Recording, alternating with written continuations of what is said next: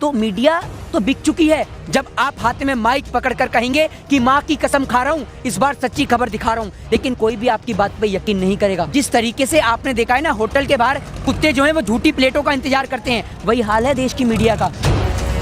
भारत देश के प्रधानमंत्री जी तो व्यस्त थे अपने आटा चोर कंस, व्यापम घोटाला वाले आटा चोर कंस मामा की सरकार बनाने में, उस शिवराज सिंह चौहान को मुख्यमंत्री बनाने में व्यस्त थे, जिस कारण पूरे देश को आज कोरोना जैसी महामारी से जूझना पड़ा। मैं 2 दिन सीआईडी की कस्टडी में था। किसानों को लेकर मैंने अमिताभ बच्चन, हेमा मालिनी, सनी देओल और तमाम सेलिब्रिटियों के घर के बाहर प्रोटेस्ट किया, जिस कारण मैं कस्टडी में था। अगर देश के प्रधानमंत्री जी की माता जी नोटबंदी की कतार में लगती हैं तो वो देशभक्त कहलाती हैं, और देश के किसान की माँ किसान आंदोलन में आती है तो वो आतंकवादी कहलाती है। क्यों इस देश के किसान के लिए उन कोबरा वायर्स का प्रयोग किया गया? वो कोबरा वायर्स, वो कटीले तार जो आप अपने खेत के अंदर आवारा पशुओं को रोकने के लिए नहीं लगा सकते, वो देश के किसान को रोकने के लिए लगाए गए। क्या देश के किसान की हालत देश की सरकार की नज़र में आवारा पशुओं से भी बदतर है? वो हराम का खाने वाला 24 घंटे टेलीविजन पर मोदी मोदी मोदी मोदी कर कर हराम का खाने वाला आज ओएमजीसी में डायरेक्टर बन गया, संबित पात्रा। समझ रहे हैं? इस देश की मीडिया जितना बरेली के बाजार का झुमका नहीं गिरा मोदी सरकार में, उतना स्तर देश की मीडिया का गिर चुका है। तो मीडिया तो बिक चुकी है।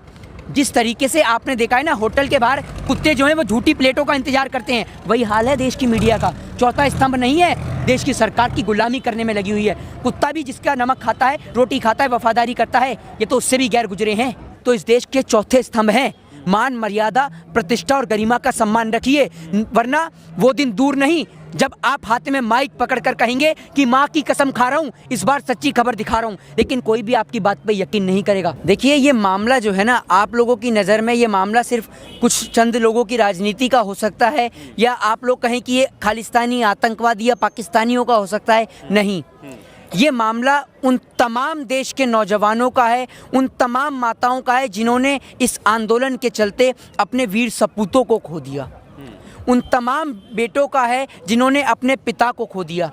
एक बार अपने दिल पे हाथ रख के सोचिए कि ये आंदोलन की समाप्ति के बाद जिन माँओं ने अपने बच्चों को खो दिया या जिन पिता ने अपने बेटों को खो दिया, उनका घर और परिवार कैसे चलेगा। देश के प्रधानमंत्री जी जब विदेश के अंदर एक हवाई दुर्घटना होती है, वहाँ के लोग मरते हैं तो उन्हें संवेदना पहुँचा देते हैं, लेकिन जब हमारे देश के 60 से ज़्यादा किसान शहीद हो जाते हैं, उनको लेकर देश के प्रधानमंत्री जी चुप और मौन रहते हैं। क्यों नहीं बोलते आप देश के प्रधानमंत्री जी देश के किसान के लिए? ये वो देश का किसान है जो बंजर भूमि से अनाज पैदा कर कश्मीर से कन्याकुमारी तक सभी लोगों का पेट भरने का कार्य करता है। अरे, इस देश के किसी भी व्यक्ति की क्या औकात है, चाहे वो मैं ही क्यों ना हूँ या आप क्यों ना हो, आपकी और हमारी औकात क्या है इस देश के किसान के आगे? हम क्या दे सकते हैं इस देश के किसान को? लेकिन इस देश का किसान हमें बहुत कुछ देता है, सबसे मेन हमारा पेट भरता है। और आज आपके लिए और मेरे लिए, दोनों के लिए शर्म की बात है कि हमारे देश का किसान हमारी आंखों के सामने सड़कों पर ठंड में, ठिठुरती ठंड के अंदर बैठा हुआ है, और आप और हम उसके लिए कुछ नहीं कर पा रहे। और हमारे देश की सरकार उन्हें संबोधित कर रही है तो खालिस्तानी, आतंकवादी, पाकिस्तानी, टेररिस्ट के नाम से। अरे, अगर आतंकवादी हैं तो वो इस देश के नेता हैं जो रहते इस देश में हैं, गाते इस देश का हैं, लेकिन पसंद उन्हें पाकिस्तान की बिरयानी आती है। वो हैं इस देश के सबसे बड़े आतंकवादी। एक और सरहद पर देश के जवान सीने पर गोली खाते हैं, पाकिस्तान से लोहा लेते हैं, और देश के प्रधानमंत्री जी उसी पाकिस्तान की बिरयानी खाते हैं। आज देश का किसान यहाँ पर बैठा हुआ है और देश की सरकार को उनको लेकर मन के अंदर जरा सी भी संवेदना नहीं है। देश का किसान शहीद होता जा रहा है। अरे, ज़रा सोच के तो देखिए, देश का किसान कहाँ से आपको आतंकवादी दिख रहा है जनाब? आतंकवादी तो लोगों की जान लेता है, और ये तो लोगों का पेट भरने वाला व्यक्ति है। ये आपको आतंकवादी नज़र आता है क्या? और आतंकवादी अपने आप को कभी नहीं मारता, और ये देश का किसान है जिसने खुद अपने आप से सुसाइड करा है। वो इसलिए आत्महत्या करी है उसने क्योंकि उसने देखा कि जिस मिट्टी को आज़ाद कराने के लिए, जिस धरती को आज़ाद कराने के लिए हमारे पूर्वजों ने अपना लहू बहा दिया, अपने शरीर को कुर्बान कर दिया इस देश के खातिर, आज उस देश की धरती पर किस तरीके का अपराध हो रहा है। उस देश की धरती पर, जिस देश के अंदर भगवान श्री कृष्ण ने गीता के अंदर कहा है कि राजा से बढ़कर होता है देश का किसान। राजा सिर्फ अपने राज्य का पालनहार होता है, लेकिन जो किसान जो होता है वो पूरी मानव जाति का तारनहार होता है। तो भगवान श्री कृष्ण ने भगवान से भी बढ़कर बताया है देश के किसान को। और आज उस किसान के साथ इतना अन्याय, इतना जुल्म क्यों, किस लिए भाई? वो देश का किसान है सिर्फ इसलिए? आप सिर्फ चंद उद्योगपतियों को फ़ायदा पहुंचाने के लिए इस देश के तमाम देश के किसानों का सर कलाम करने में लगे हुए हैं, उन्हें बलि का बकरा बनाने में लगे हुए हैं। आपको शर्म नहीं आती प्रधानमंत्री जी? अगर देश के प्रधानमंत्री जी की माता जी नोटबंदी की कतार में लगती हैं तो वो देशभक्त कहलाती हैं, और देश के किसान की माँ किसान आंदोलन में आती है तो वो आतंकवादी कहलाती है।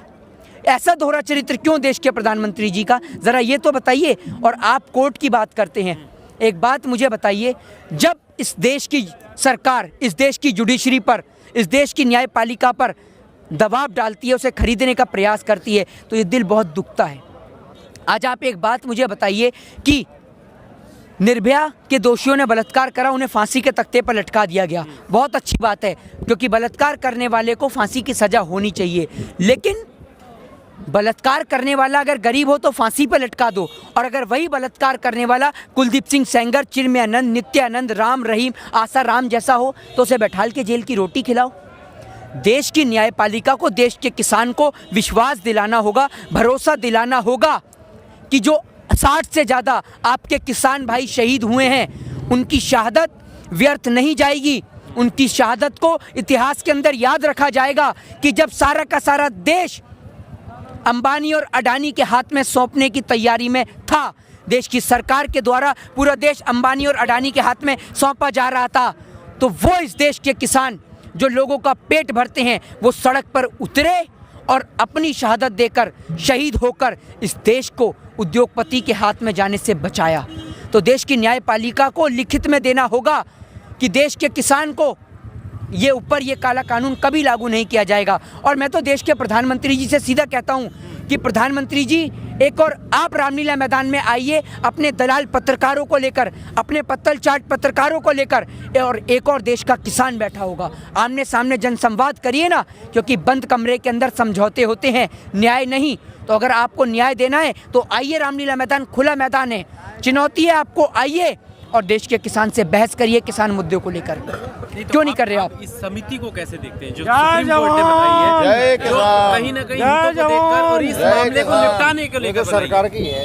देखिए, हमारे देश के अंदर सभी तमाम लोगों ने देखा है, मैं खुद कानून का छात्र हूँ, और हमारे देश का संविधान, हमारे देश का कानून आपको और मुझे आज़ादी देता है, अभिव्यक्ति की आज़ादी देता है, स्वतंत्रता की आज़ादी देता है, राइट टू स्पीच की आज़ादी देता है, राइट टू फ्रीडम की आज़ादी देता है। लेकिन आज जब लोकतांत्रिक देश में, भारत जैसे लोकतांत्रिक देश में, कोई भी व्यक्ति अगर आवाज़ उठाता है तो उसे उठाकर जेल में डाल दिया जाता है। आप उससे कैसे अभिव्यक्ति की आज़ादी छीन सकते हैं? इस देश का आर्टिकल 19 आपको आज़ादी देता है प्रोटेस्ट करने की, शांतिपूर्ण तरीके से कानून और संविधान के दायरे में रहकर आपको प्रोटेस्ट करने की आज़ादी देता है। तो क्यों देश के किसान को रामलीला मैदान में जाने से रोका गया?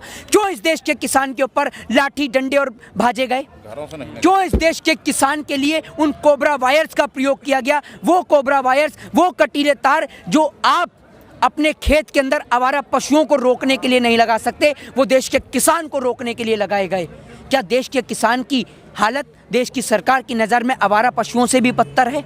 और देश के प्रधानमंत्री जी इस देश के लिए एक सामूहिक पनौती हैं, इस देश के लिए एक इंटरनेशनल पनौती हैं। अमेरिका गए तो ट्रंप के साथ क्या हुआ पूरे देश ने देखा। इन्होंने मोर को हाथ लगाया तो आज सारे के सारे पक्षी बर्ड फ्लू से जूझ रहे हैं। देख रहे हैं, आज सारे पक्षी बर्ड फ्लू से जूझ रहे हैं।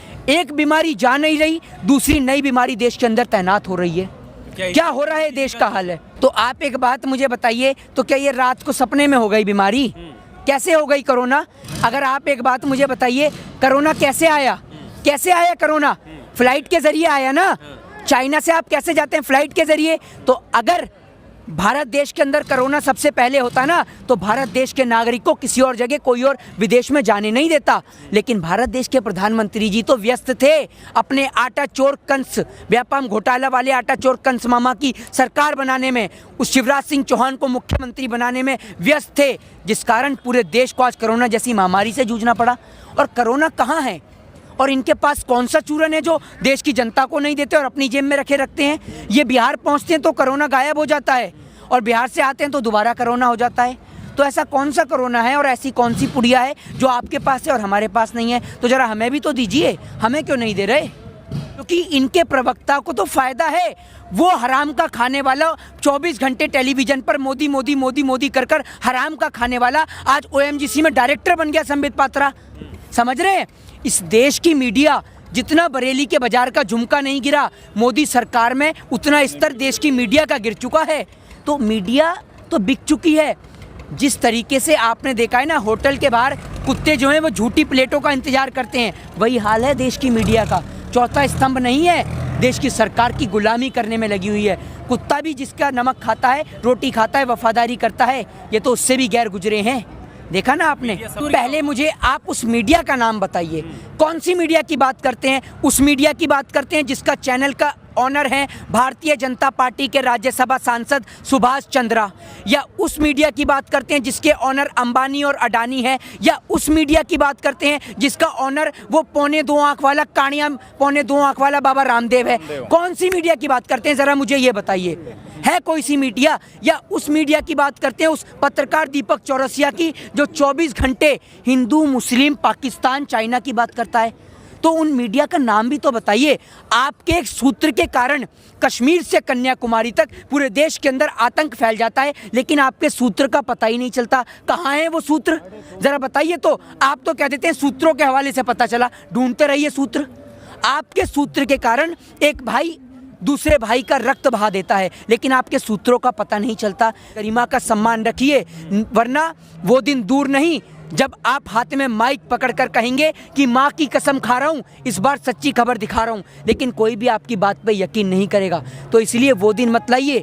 देश के अंदर पत्रकारिता करते हैं तो पत्रकारिता का सम्मान करिए, और देश के अंदर देश के किसान की बात को रखिए, क्योंकि अगर देश का किसान नहीं रहेगा तो बिना किसी बाढ़ के, बिना किसी सुनामी के और बिना किसी प्राकृतिक आपदा के इस देश के अंदर भुखमरी छा जाएगी। ये देश भूख से ग्रस्त हो जाएगा। तो देश के किसान को सम्मान कीजिए और देश के किसान को वापस जल्द से जल्द घर पे पहुंचाने की बात कीजिए। जय हिंद, जय भारत।